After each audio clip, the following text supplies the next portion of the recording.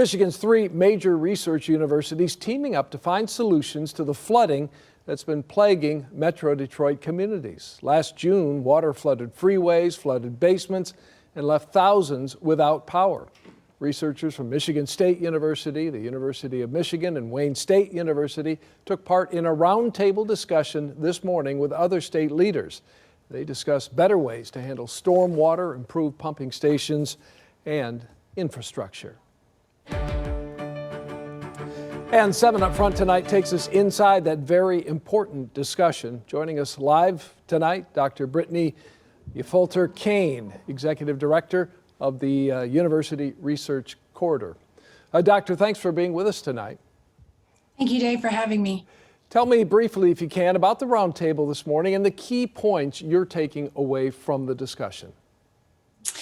Yeah, so this roundtable is a series of 3 events we're having related to a report that we just put out through the URC, conducted by public sector consultants, that's focused on our researchers' efforts across our 3 universities, Michigan State University, the University of Michigan, and Wayne State University, looking at the environmental impacts on human health, things from flooding, PFAS, and the like.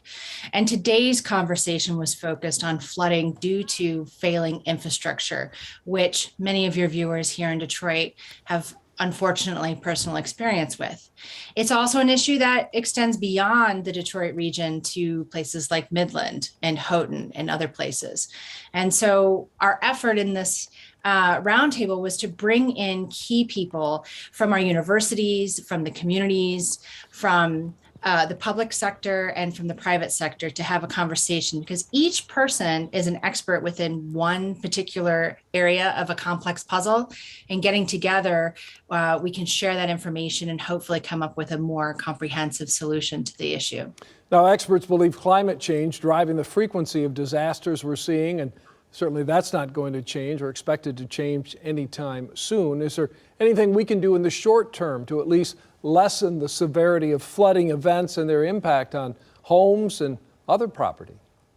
That's a good point, Dave. And yes, climate change is an issue. We're seeing and expecting more of these severe weather events.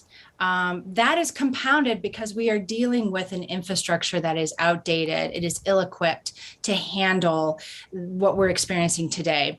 And so we have researchers and practitioners coming together, bridging that gap between the two of them to identify ways to implement better innovations, better structures, better practices that will make our infrastructure more resilient. And in the short term, as we begin to try to make those differences, we have our universities, a number of folks who are putting out information for homeowners and others impacted by these events on how best to protect their health and their families and their property. So there are some short-term things, but really it's long-term. And we heard from some of the legislators who attended, including Representative Joe Tate, whose district was heavily impacted by these floods this year, that at the end of the day, we really need to invest in this infrastructure. So there are short-term things, Dave, and there are long-term things that we need to invest in. Yeah, the long-term things, especially expensive to deal with for sure. You mentioned this was the first of 3 stops in this health threats tour by the URC. What are other environmental threats you plan to discuss over the next few weeks? So next Monday, we're actually going to be in Grand Rapids talking about PFAS. I heard earlier on your 6 o'clock news, there was some news there from folks who are testing their water that is flooding their fields. PFAS is something that I think first emerged, we noticed in West Michigan, but it is something that clearly is across the state. And then the 3rd event is going to be in Traverse City, where we're going to talk about microplastics in the water. Excellent. We'll leave it there tonight and look forward to updates from you as this process continues. Dr. Brittany Fulter-Kane, we appreciate your time on 7 Up Front tonight. My pleasure. Thanks, Dave. Thank you.